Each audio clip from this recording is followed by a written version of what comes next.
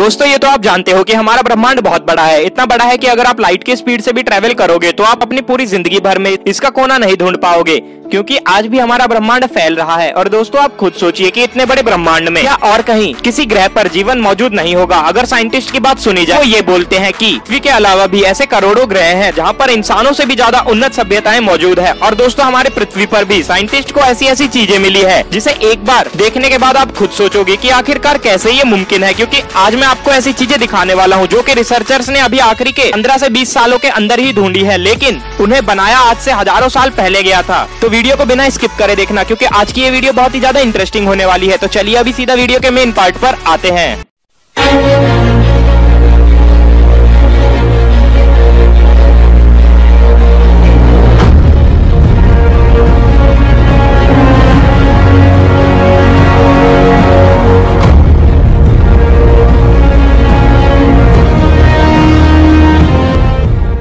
पोम्पेली। दोस्तों पोम्पेली एक शहर का नाम है। साल 2011 में कुछ आर्कियोलॉजिस्ट लक्षद्वीप के पास खुदाई कर रहे थे, तभी उन्हें एक इमारत के ऊपर की चोंच दिखाई देती है। फिर वहाँ पर खुदाई शुरू करी जाती है और पूरे 9 महीने की खुदाई के बाद फाइनली वहाँ पर जो ढूंढा गया उसने पूरे दुनिया की नजर अपनी तरफ खींच ली। पर आर्कियोलॉजिस्ट को एक पूरा का पूरा शहर मिला था। जब उस शहर के बारे में स्टडी करी गई तब ये सामने आया कि इस शहर का नाम पोम्पेली है। 1460 के आसपास इस शहर के पास एक बहुत बड़ा ज्वालामुखी विस्फोट हुआ था, जिसके वजह से इस शहर के लोगों को यह शहर खाली करना पड़ा था और रातों ही रात एक हंसता खेलता शहर पूरा बंजर हो गया था। जो ज्वालामुखी विस्फोट हुआ वो इतना भयानक था कि उसके लावा ने एक पूरे के पूरे शहर को अपने अंदर ले लिया। जो लोग यहाँ से नहीं निकल पाए वो उस ज्वालामुखी के लावा में ही दब गए और उनके शरीर तो गल गया, लेकिन उनके शरीर के शेप में वो लावा आज भी वहीं पर स्टेबल है, जो कि अभी आप पिक्चर में देख पा रहे हो। उस समय यह शहर दुनिया के सबसे अमीर शहरों में गिना जाता था। The tomb of first empire. दोस्तों the tomb of first empire China में स्थित है। साल 2011 में एक किसान अपने खेतों में खेती कर रहा था, तभी उसे वहाँ पर एक गड्ढा दिखाई देता है जिस पर कि एक लोहे का ढक्कन लगा हुआ होता है। वो किसान उस ढक्कन को खोलता है और फिर वो देखता है कि नीचे की तरफ कुछ सीढ़ियाँ गई हुई थी। वो इस सीढ़ियों से नीचे की तरफ जाता है तो उसे एक बहुत बड़ा कमरा दिखाई देता है और उस कमरे में उसे जो मिलता है उससे देखने के बाद उस किसान के भी होश उड़ गए थे।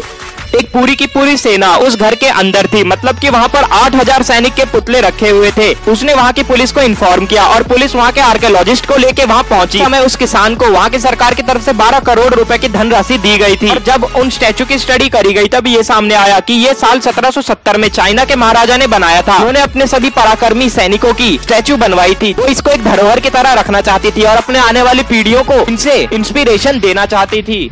लेकिन आखिर ऐसा क्या हुआ कि उस राजा को इन सारी मूर्तियों को जमीन में गड़वाना पड़ा था? यह आज तक एक सवाल बना हुआ है। दोस्तों वीडियो में आगे बढ़ने से पहले अगर अभी तक आपने चैनल को सब्सक्राइब नहीं किया है तो कर लो, क्योंकि ऐसी इन्फॉर्मेशन इतनी एक्सप्लेनेशन और स्पीड के साथ सिर्फ इसी चैनल पर मिलती है। एंटीथेरा मैकेनिज्म। साल 1990 में 2 स्पंज डाइवर्स यानी कि गोताखोर जो पानी में गोते लगाते हैं और नई नई चीजें ढूंढते हैं, वो मेडिटेरियन सी में गोता लगाते हैं। तब उन्हें वहाँ पर एक रोमन शिप मिलती है जो कि 2000 साल पहले वहाँ पर डूब गई थी और उसके अंदर से डाइवर्स को बहुत सारा खजाना और डब्बे में कुछ मैप्स और इसके साथ ही एक चीज मिलती है जिसे देखने के बाद वो कुछ नहीं समझ पा रहे थे कि आखिरकार ये क्या चीज है। उस समय इस चीज पे बहुत सारे अध्ययन हुए, लेकिन कोई भी ये बताने में सक्षम नहीं था कि आखिरकार ये क्या चीज है। लेकिन अब तो साइंस इतनी एडवांस हो चुकी है तो अब इसके ऊपर अध्ययन करना संभव था। तो साइंटिस्ट ने सोचा कि इसका एक्सरे करा जाए, लेकिन इसमें भी एक प्रॉब्लम थी और वो ये थी कि इतनी पावरफुल एक्सरे मशीन पूरी दुनिया में सिर्फ एक ही है, जो कि अमेरिका में है। और वो चीज जो गोताखोरों को मिली थी वो इतनी कमजोर थी कि हल्के से झटके से भी वो टूट सकती थी, लेकिन इसका अध्ययन करना भी जरूरी था। तो फिर ये डिसाइड करा गया कि मशीन को अमेरिका से यूरोप लाया जाएगा और फिर इसके ऊपर एक्सरे करा जाएगा। यार फिर जो सामने आया उसने पूरे दुनिया के साइंटिस्ट और रिसर्चर्स के होश उड़ा दिए। जो चीज डाइवर्स को मिली थी वो एक कंप्यूटर था जो कि 2000 साल पुराना था और ये कंप्यूटर पृथ्वी के साथ साथ सभी ग्रह और हमारे चांद और सूरज की सभी जानकारी देने में सक्षम था। कब सूर्य ग्रहण होगा और कब चंद्र ग्रहण होगा ये सारी जानकारी भी वो कंप्यूटर देने में सक्षम था। उस कंप्यूटर के अंदर बहुत ही ज्यादा जटिल गियर्स और मशीनरी का इस्तेमाल किया गया था और अगर आज की बात की जाए तो आज के समय में भी ऐसा कंप्यूटर बनाना नामुमकिन है। तो आखिरकार कैसे इतने साल पहले हमारे पूर्वजों ने ऐसा कंप्यूटर बनाया था, आज तक एक बहुत बड़ी मिस्ट्री बनी हुई है। माउंट वान मोआ। दोस्तों साल 1986 में कुछ आर्कियोलॉजिस्ट न्यूजीलैंड की एक गुफा में गए हुए थे। तब उन्हें वहां पर एक पंजा मिलता है कि अभी भी सही सलामत था और उसके ऊपर मांस, फर और नाखून मौजूद थे। और जब इस पर अध्ययन करा गया तब ये सामने आया कि जिस जानवर का ये पंजा है उसका नाम विंगलेस मोआ था।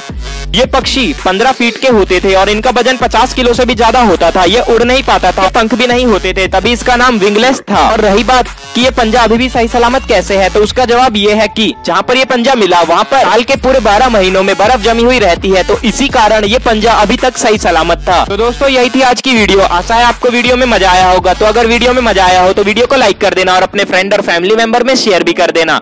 और अब आपसे मुलाकात होगी एक और नई वीडियो के साथ। तब तक के लिए धन्यवाद।